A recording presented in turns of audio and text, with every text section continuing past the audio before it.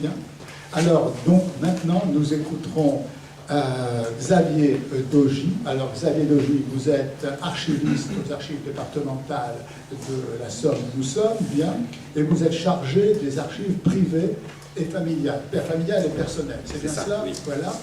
Et c'est à cette occasion que vous avez donc pu réceptionner, je ne connais pas le terme exact, les mémoires, ce qu'on appelle les mémoires de René Goblet, bien, c'est-à-dire, je passe à l'intitulé, les mémoires de ma vie, le souvenir de ma vie. Le souvenir de ma vie, qui est un manuscrit, on vous a dit que maintenant c'était accessible sur le site, bien, donc peut-être, comme j'ai dit tout à l'heure, apprendrons-nous des choses encore sur la personnalité de René Goblet. Voilà. Merci. Alors, j'avais pour habitude de dire jusqu'à ce matin que René Goblet à Amiens se résumait par le nom d'une place. On sait maintenant, grâce à Bruno, que c'est aussi une pharmacie. Voilà. Pourtant, voilà, on sait qu'il représente bien davantage. C'est une figure marquante, tant locale que nationale, de la Troisième République. René Goblet est surtout reconnu pour son engagement républicain et son attachement profond aux valeurs laïques. Et donc cette communication, je ne vais pas vous faire son curriculum vitae, il a été précisé ce matin, toutes les fonctions politiques qu'il a eues au cours de sa vie. Cette communication s'articule autour de trois parties de longueur inégale, deux brèves parties de contextualisation pour présenter tout d'abord le fonds d'archives et ensuite son intérêt historique, et puis enfin une troisième partie qui s'attachera en détail à l'activité de René Goblet en tant que mémorialiste. Alors, les mémoires aujourd'hui conservées aux archives départementales de la Somme, sous la cote 222J, sont sous série 222J, représentent 0,2 mètres linéaires de documents, ce qui est peu au regard de sa carrière. Donc Bruno, je crois en parler aussi ce matin, on ne sait pas ce que sont devenus ces autres documents. Donc 0,2 mètres linéaires, qui couvrent néanmoins la période 1828-1896. Sur les 17 articles donc conservés, 5 constituent le corpus des mémoires autographes de René Goblet. Alors ces écrits, aujourd'hui conservés ici, viennent compléter le fond des papiers René Goblet, composé de 79 lettres adressées à l'homme d'État par des différents diplomates, fond des papiers René Goblet qui est aujourd'hui aussi conservé au Centre des archives diplomatiques à La Courneuve. Ce fonds a été donné à La Courneuve en 1959 par Charles Davost, qui était président honoraire à la Cour d'appel et petit-neveu de René Goblet. Les présents mémoires, aujourd'hui donc aux archives départementales de la Somme, ont été acquis en vente publique par les archives en octobre 2023. Lors de l'acquisition, nous ne connaissions pas la provenance précise du fonds, mais depuis, grâce aux renseignements fournis par Renaud Quillet, agrégé d'histoire et docteur en histoire contemporaine à l'université de Picardie, quelques éclaircissements ont pu être apportés. Selon lui, René Goblet et son épouse, étant décédés sans postérité, leurs biens ainsi que leurs papiers furent conservés par les parents collatéraux, puis transmis aux descendants de ces derniers, parmi lesquels Hervé Davost, arrière-petit-neveu de Charles Goblet. Et à la suite du décès de ce dernier, donc, les biens meubles hérités de René Goblet furent mis en vente publique donc, en octobre 2023, donc date de l'acquisition des mémoires par les archives de la Somme. L'instrument de recherche qui a été rédigé ensuite, lors de la réception des documents, se compose de deux parties. Une première partie ayant trait aux quelques papiers produits par Joseph Goblet, et donc le père de René, et une seconde donc relative à René Goblet. Alors, ces documents, on vous l'a annoncé ce matin, sont officiellement en ligne depuis ce matin sur le site des archives de la Somme. Ils ont été donc tous les mémoires ont été numérisés afin d'en assurer en fait la préservation et puis afin de permettre aussi une communication plus simple auprès du grand public. Alors, à l'inverse d'une biographie qui serait écrite par un tiers de manière objective et complète, fondée sur des sources diverses et variées et donnant une vision globale de sa vie, René Goblet livre Ici, un récit où il raconte sa propre vie, ses expériences et ses réflexions personnelles. Il retrace son parcours politique, la naissance de la Troisième République et les fragilités donc, qui ont marqué son installation, les décisions qu'il a prises et son rôle dans les événements de son époque. Ses mémoires reflètent son point de vue subjectif et ses jugements personnels, ce qui peut amener à une certaine sélection des faits ou à une interprétation personnelle de son action. Au-delà de leur clarté, ces archives se distinguent par leur richesse exceptionnelle. Elles fournissent de nombreux renseignements sur la vie politique et sociale de la Troisième République, tout en laissant transparaître l'émotion et la sensibilité de Goblet. Qu'il s'agisse de ses réflexions personnelles, de ses choix difficiles ou de ses efforts pour protéger les habitants d'Amiens, chaque document témoigne d'un engagement humain et politique. Ce fonds permet ainsi de comprendre l'homme autant que le politicien, mêlant information et émotion. Au fil des pages, René Goblet retrace sa vie personnelle et sa carrière politique, offrant un regard intime sur le fonctionnement du monde politique de son époque. Je ne tenterai pas de parcourir l'ensemble de ces témoignages. Leur richesse est telle qu'ils mériteraient à eux seuls une véritable étude approfondie pour en révéler toutes les nuances.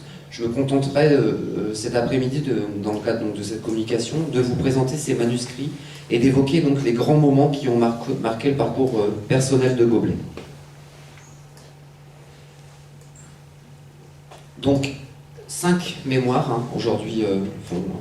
Donc les mémoires sont réparties en 5 volumes. Et les 5 mémoires possèdent une table des matières, dans laquelle sont répertoriées... Voilà, la table des matières. Dans lesquelles sont répertoriées l'ensemble des affaires et des événements dont René Goblet témoigne. On y trouve également des annexes dans lesquelles il recopie des documents, des lettres reçues ou envoyées, des notes, des propositions et des décisions qu'il juge important de transmettre. Donc là, c'est un extrait de l'annexe, avec les documents qu'il a décidé de recopier. Liste aussi des documents. Et là, c'est une copie de lettre, en fait, qu'il a recopié dans ses mémoires. Dans le premier recueil, intitulé Éphémérides, contenant 54 pages, côté 222J5, qu'il tient donc du 16 mai 1877 au 16 octobre 1884, René Goblet commence par expliquer les raisons qui le poussent à rédiger ses mémoires. On peut notamment lire « Peut-être quelqu'un de mes neveux ou nièces le lira un jour, avec un peu de l'émotion douce et salutaire que m'a fait éprouver la lecture des pages qui précèdent. Pages qui avaient été rédigées par son père, mais qui n'ont pas été conservées. Au fil du manuscrit, René Goblet consigne brièvement les événements qu'il juge significatifs, tant dans sa vie publique que dans sa vie privée.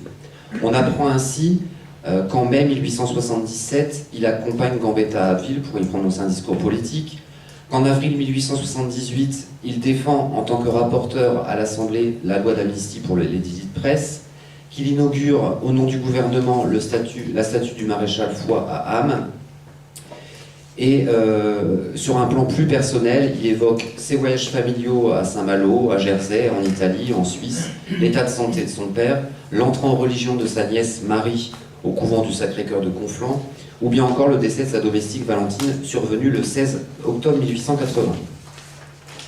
Dans le second manuscrit, intitulé « Mes souvenirs, notices préliminaires », composé de 75 pages du côté 222-6, René Goblet revient sur ses origines savoyardes en expliquant, je le cite, que la curiosité publique recherche avidement tout d'abord les renseignements sur les origines, les antécédents, la vie privée et le caractère personnel de l'auteur. Il reproduit une lettre de son père.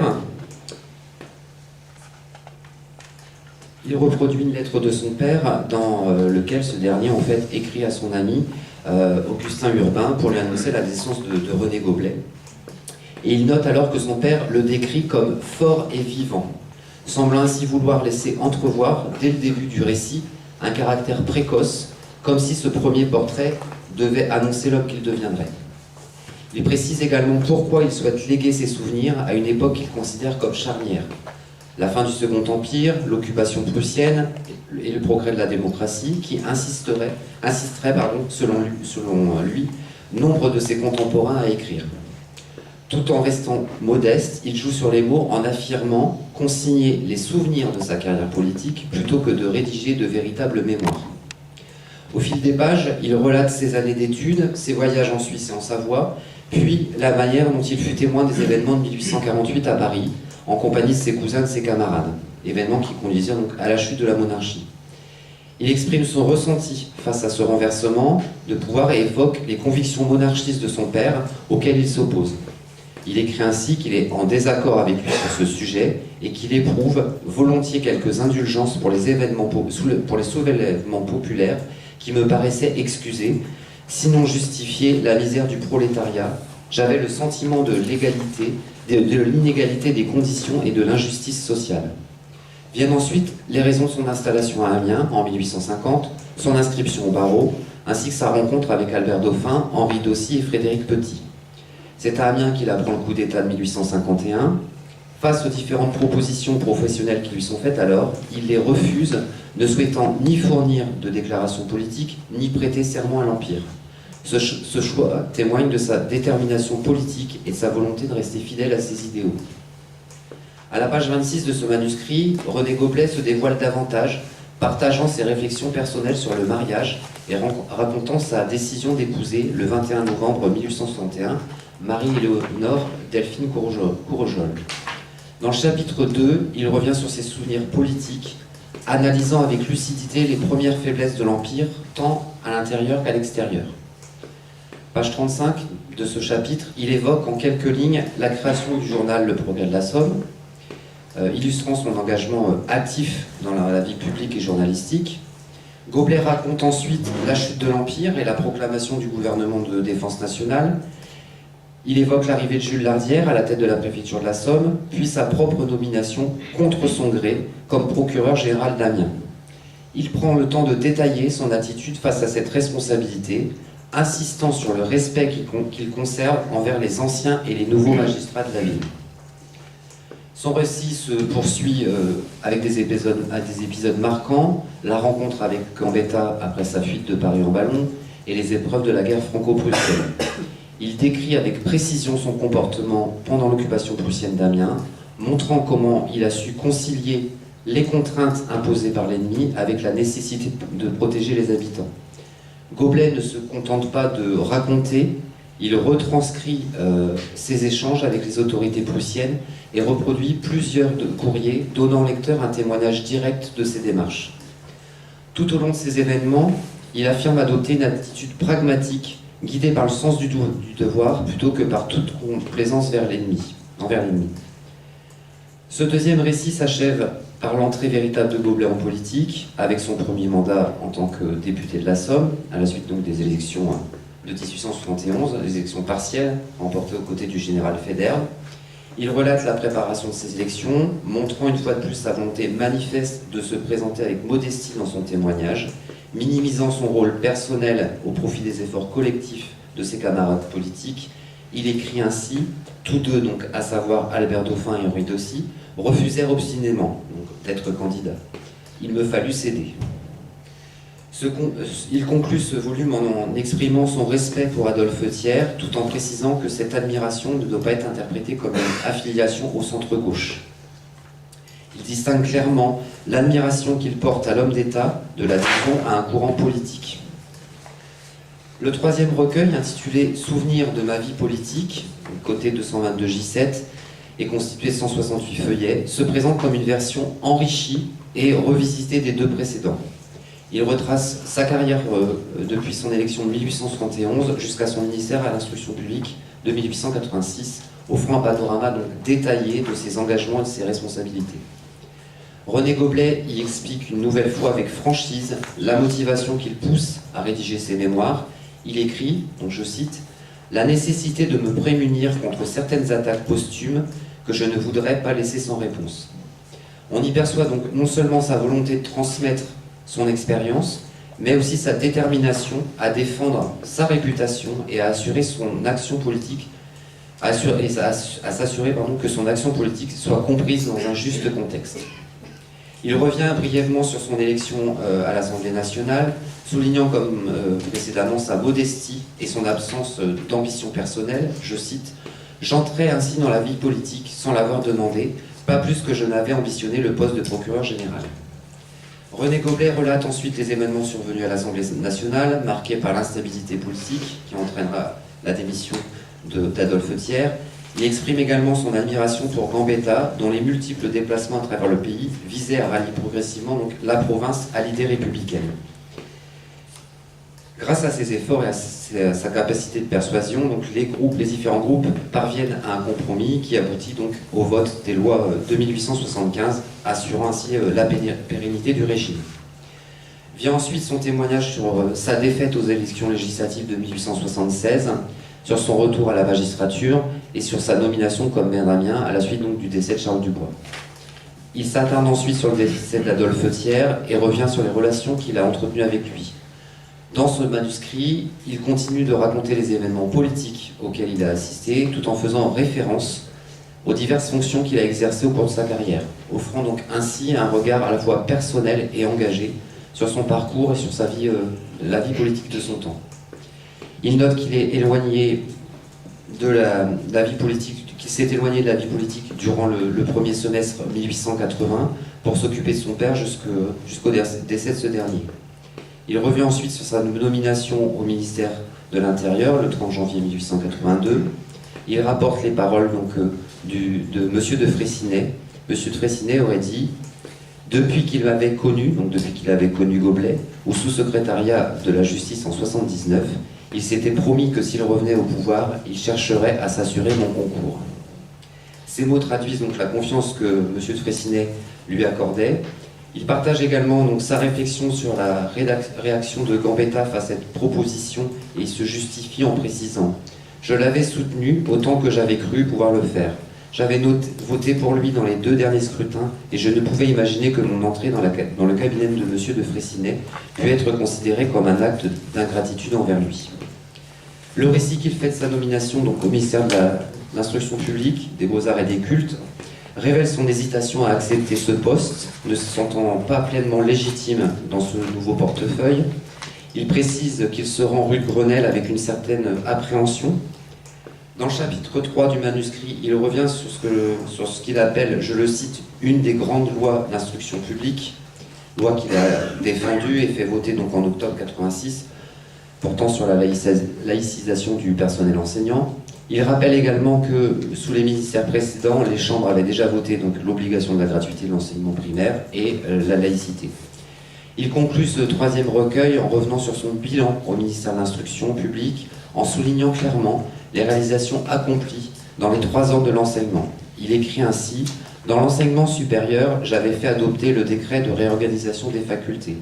Dans l'enseignement secondaire, j'avais fait franchir un pas important à la réforme de l'enseignement spécial et quant à l'enseignement primaire, j'avais marqué mon passage par le vote définitif de la loi de laïcisation et par la discussion sur le projet relatif aux conditions et au traitement des instituteurs. » Il en profite pour complimenter le corps enseignant tout en se félicitant lui-même sur des actions qu'il a entreprises pour soutenir et améliorer le système éducatif.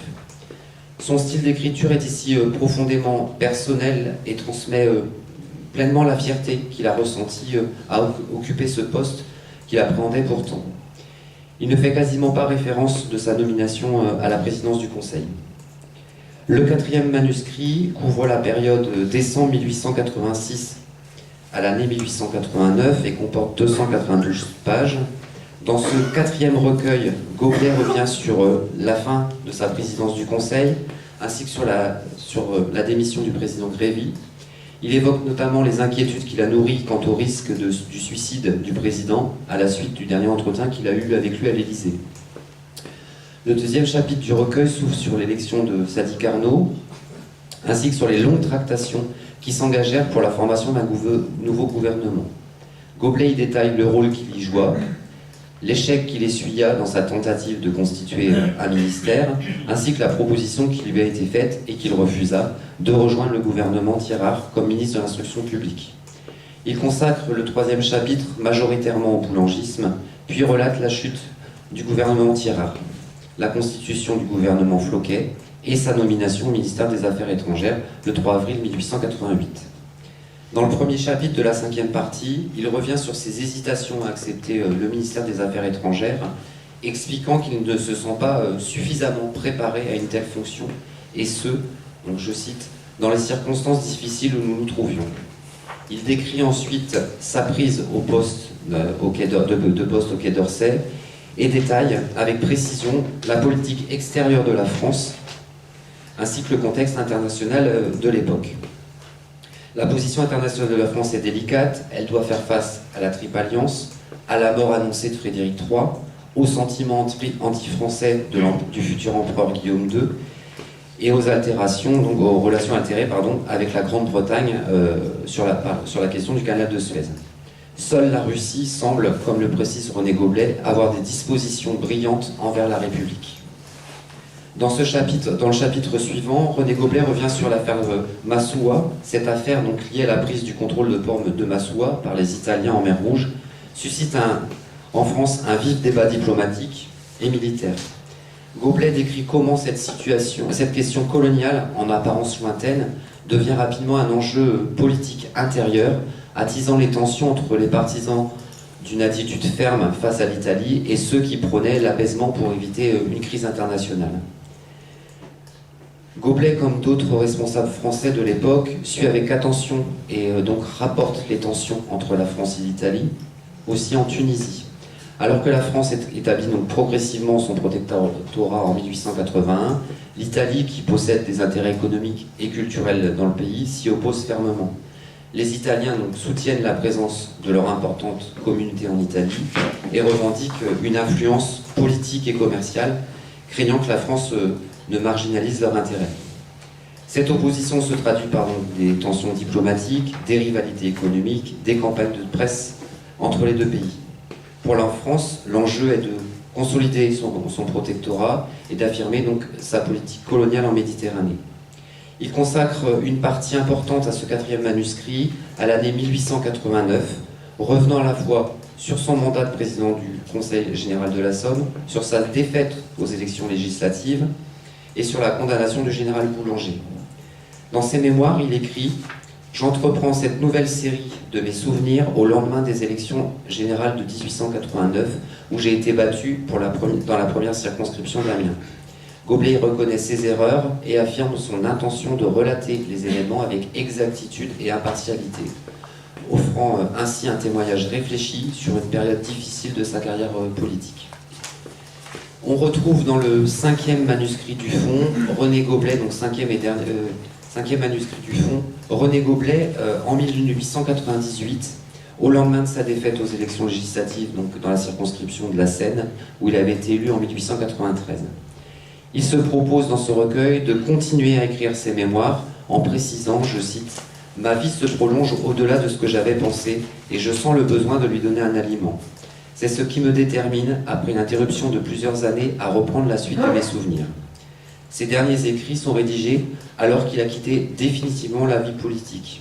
Il le précise d'ailleurs, plus résolu que jamais à la veille de l'ouverture d'une nouvelle période électorale à ne plus rentrer dans l'arène politique. Je n'ai pas cessé cependant de prendre le plus sérieux intérêt aux affaires de mon pays. Le style employé ici par René Goblet révèle un homme vieilli et éloigné des trépidations gouvernementales qui observe les événements en fait avec recul.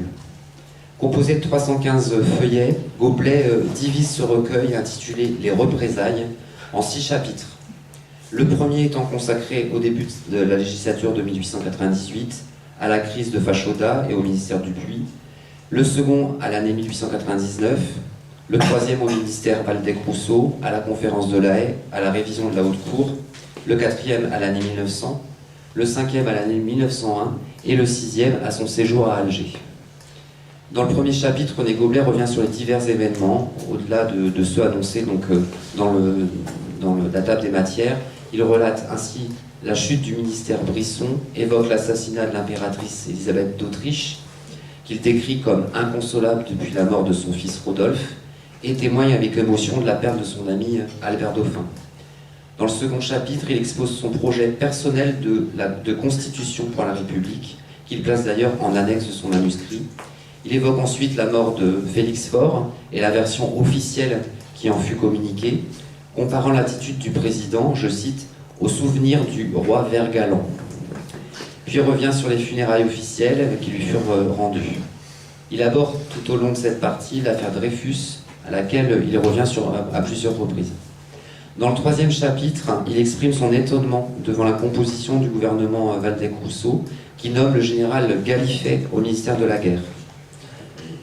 Il note ainsi M. Waldeck-Rousseau aboutissait à la combinaison la plus inattendue. Il mettait le général Gallifet à la guerre et Millerand au commerce, ce dernier étant alors socialiste indépendant et Gallifet appelé le massacreur de la Commune.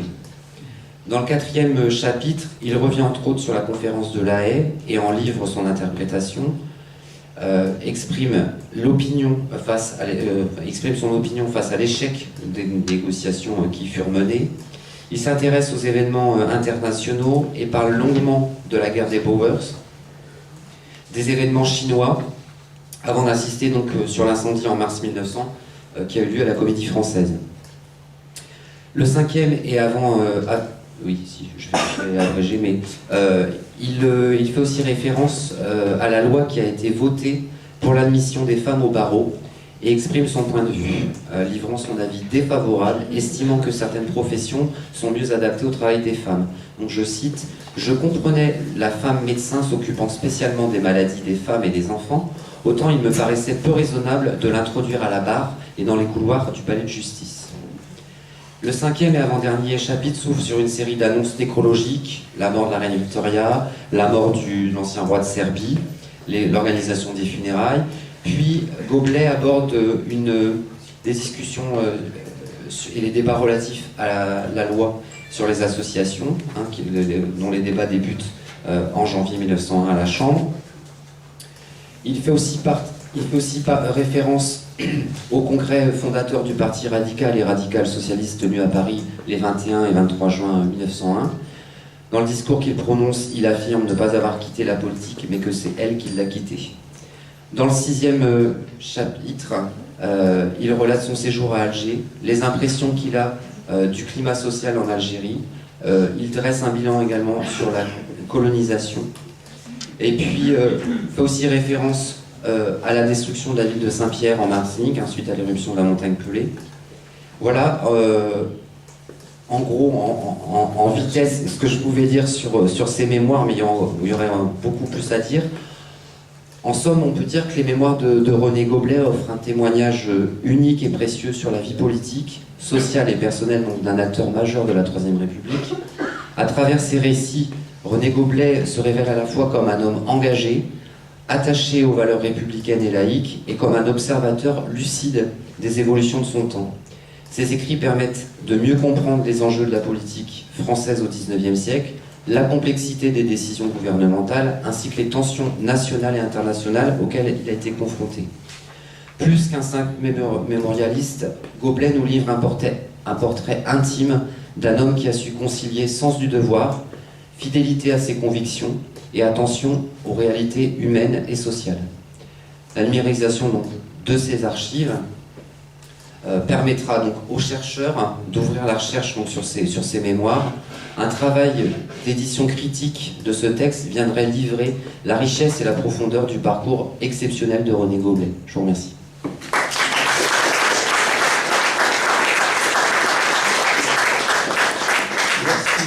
Merci Daniel Xavier d'avoir aussi respecté le temps imparti. Et moi, je voulais avoir le mauvais rôle, de devoir rappeler ce genre de choses. Alors, vous connaissez le principe. Question de la salle. Moi, je viens aussi. Il y a les conclusions. C'est justement Xavier Dogy que je voulais poser un certain nombre de questions sur ce manuscrit. Alors, j'ai l'impression que le dernier chapitre de ces derniers ensemble cahiers de ces mémoires sont un peu moins intéressants sur son regard sur l'actualité, mais il n'est plus un acteur. Donc en fait, voilà, il se fait plaisir. D'ailleurs, c'est le cahier le plus épais. On préfère que ce soit plus épais pour les périodes antérieures. Alors Bruno a parlé ce matin d'une partie qui a été publiée dans la revue politique et parlementaire. Est-ce qu'on a une petite idée de ce qui a pu être publié par rapport à l'ensemble du manuscrit, ou c'est très difficile à évaluer? J'ai pas eu accès à cette revue, donc je ne sais pas ce qui est. Mais ce sont des extraits. D'accord. Mais ce n'est pas la totalité. Oui, en 5 fois, je crois. Ça s'est étalé sur pratiquement une année. Sur 3 En ans. des extraits. 3 ans, Des 1928 à extraits. 1930. J'avais noté, mais c'est plus. Alors après, la dernière partie est plus importante, mais c'est pas non plus le même format. C'est plus des fiches format papier Bristol. D'accord. Oui, Et c'est en ligne aussi, donc. Oui. oui. Ça peut dépasser alors. Est-ce que son écriture a fait l'objet d'une analyse graphologique? Non, enfin, pas à ma connaissance. Alors c'est une écriture qui est au départ assez particulière à déchiffrer, et puis finalement on apprend à... Après ça se lit plutôt bien. Il faut s'adapter, mais il n'y a pas eu d'analyse, enfin à ma connaissance il n'y a pas eu d'analyse graphologique. Je vais peut-être.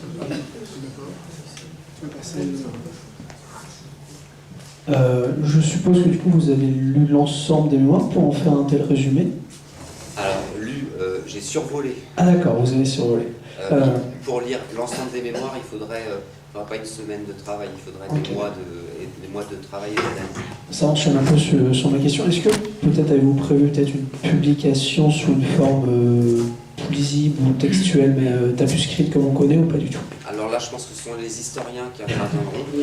Les archivistes, nous, c'est pas le cœur de notre métier.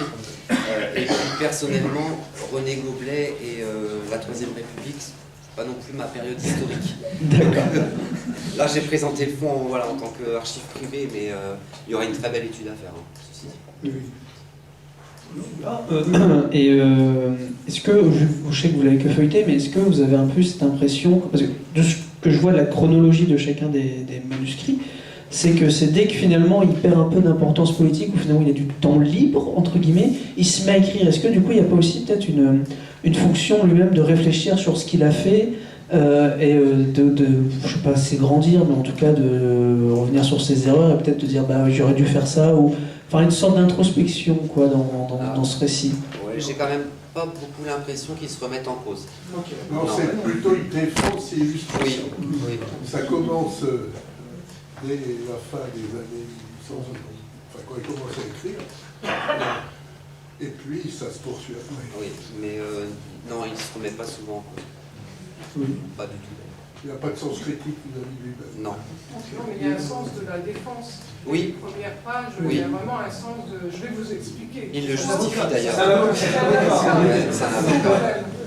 Je crois quand même qu'à travers, j'ai des petites remarques, peut-être questions posées aux deux, d'ailleurs aux deux, mais à travers ce que je viens d'écouter, on sent un peu plus la personnalité précise d'ailleurs de René Goblet. Par exemple, quand il dit conflit avec son père, il dit bien, il conseille l'inégalité des conditions et, dit-il, il peut comprendre, expliquer certaines insurrections. Il ne les justifie pas, mais il dit qu'il peut les expliquer.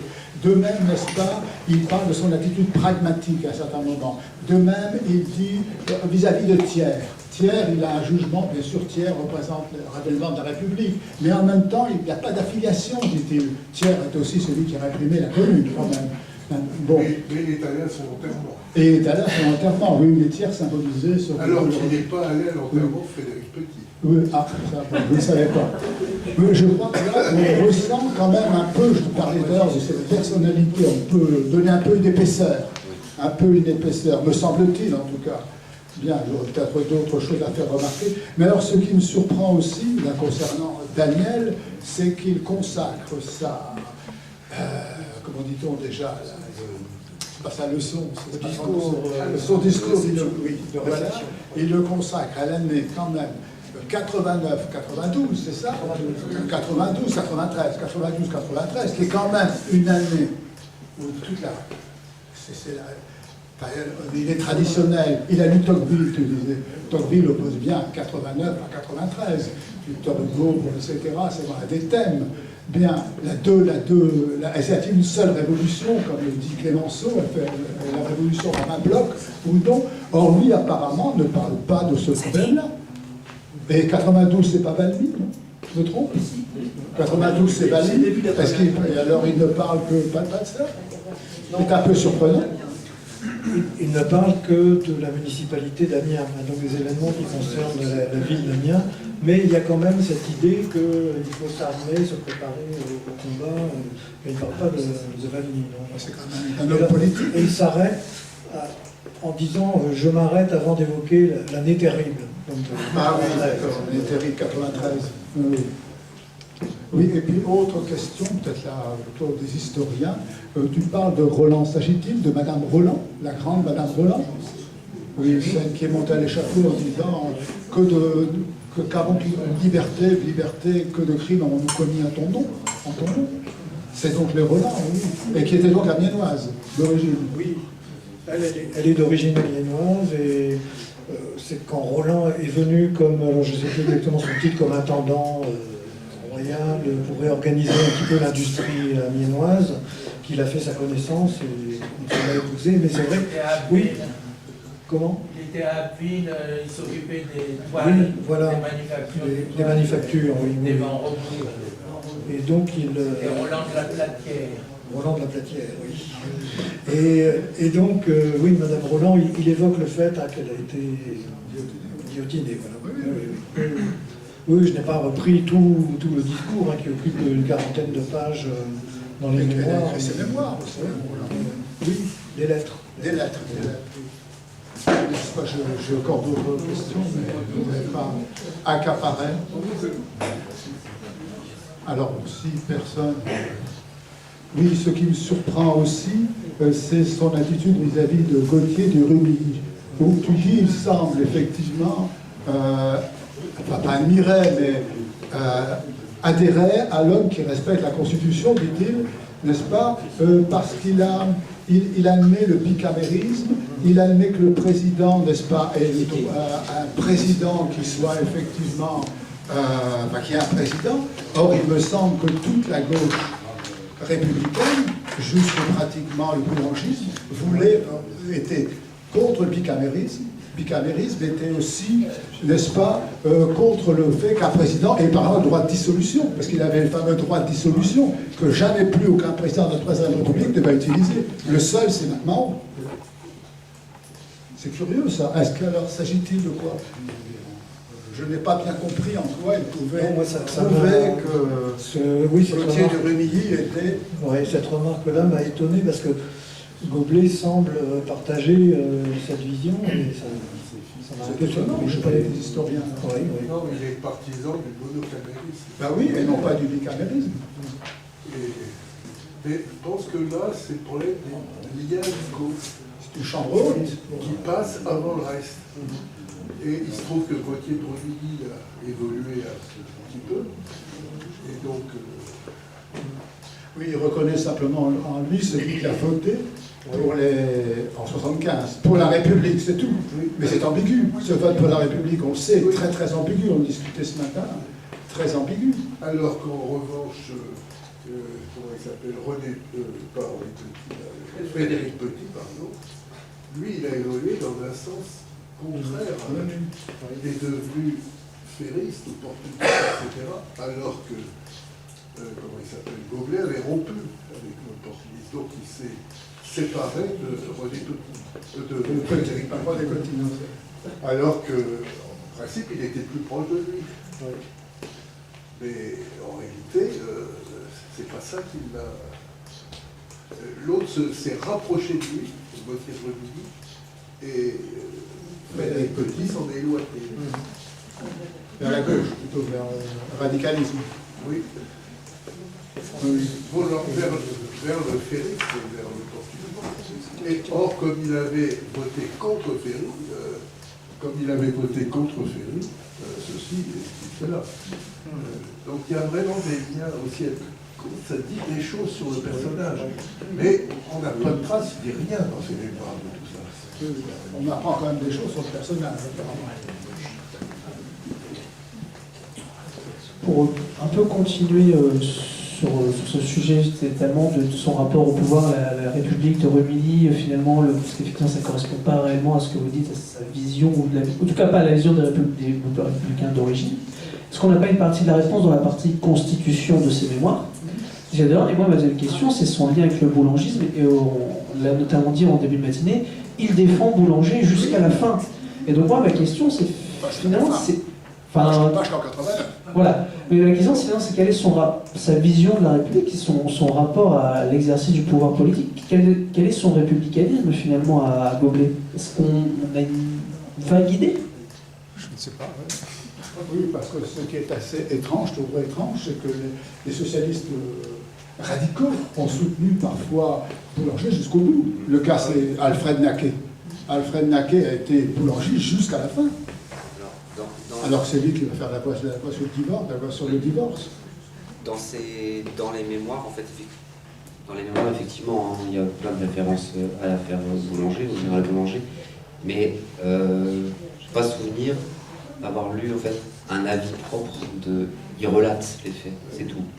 Il se défend pas. Il n'interprète pas, il juge pas, enfin, il n'y a pas de... Il n'est pas boulangiste, il partage avec Boulanger l'amour de la patrie, c'est le patriotisme qui les unit, mais au-delà, il n'est pas du tout dans la perspective dissolution, révision, dissolution constituante révision. Pas du tout dans c'est pas un boulangiste. C'est pourquoi il a accepté comme ministre de la guerre. Voilà. Puis à l'époque, Boulanger n'était pas, avant d'être ministre de la guerre, il n'était pas aussi connu, c'est son ministère de la guerre qu'il a fait connaître. Enfin, en dehors de quelques milieux. C'est bien lui qui a voté la loi d'exil aussi, Boulanger.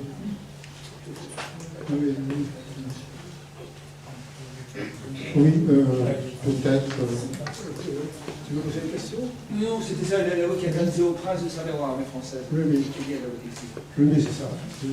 Et peut-être, dernière remarque, ces mémoires, à vrai dire, il les envoie, tu dis, à ses neveux, nièces, c'est-à-dire quelque chose qui doit rester pratiquement en famille. Ce n'est pas des mémoires qu'il vise au début à publier. Non.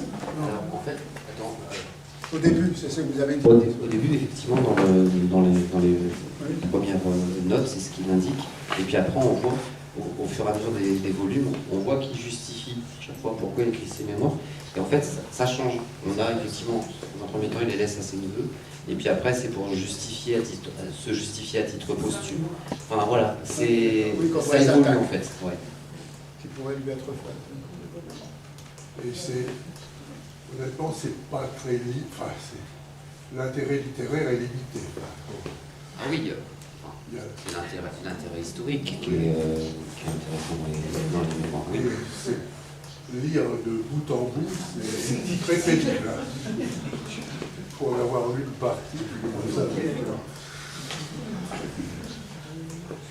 il reste 5 minutes, si vous avez des questions, sinon on peut interrompre. Pas d'autres questions? Nous pouvons faire la pause.